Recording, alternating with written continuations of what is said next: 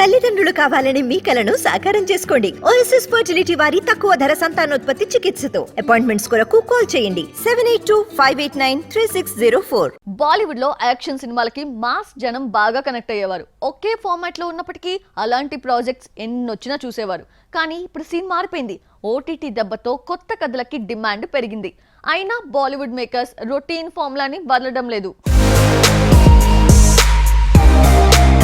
బాలీవుడ్ కు routine formula అనే virus పట్టుకుంది. ఒక పక్క పాన్ ఇండియా కథలతో సౌత్ ఇండస్ట్రీ దూసుకుపోతూ ఉంటే, రొటీన్ కథలతో అట్టర్ ఫ్లాప్ సినిమాలు తీస్తున్నారు నార్త్ మేకర్స్.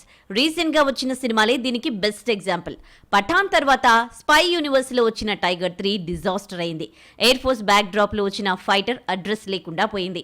ఈ రెండు ఫ్లాప్ అవ్వడానికి ప్రధాన కారణం దేశభక్తిని రొటీన్ రూట్ లో చూపించడం.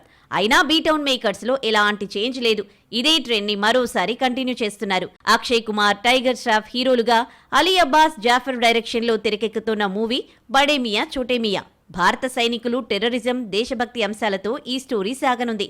ఇప్పటి వరకు రిలీజ్ అయిన ప్రమోషనల్ కంటెంట్ ఓకే అనిపించినా, తీవ్రవాదం అణచివేత నేపథ్యంలో ఇప్పటికే ఎన్నో సినిమాలొచ్చాయి.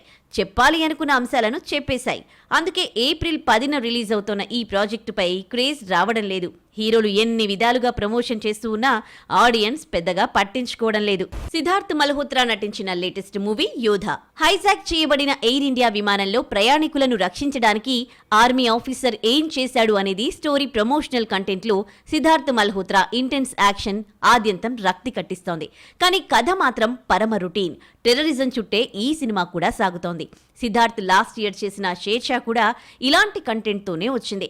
1 ఇయర్ గ్యాప్ లో మళ్ళీ అదే కాన్సెప్ట్ ని అందిస్తూ ఉండడంతో యోధాపై అంచనాలు పెద్దగా పెరగడం లేదు.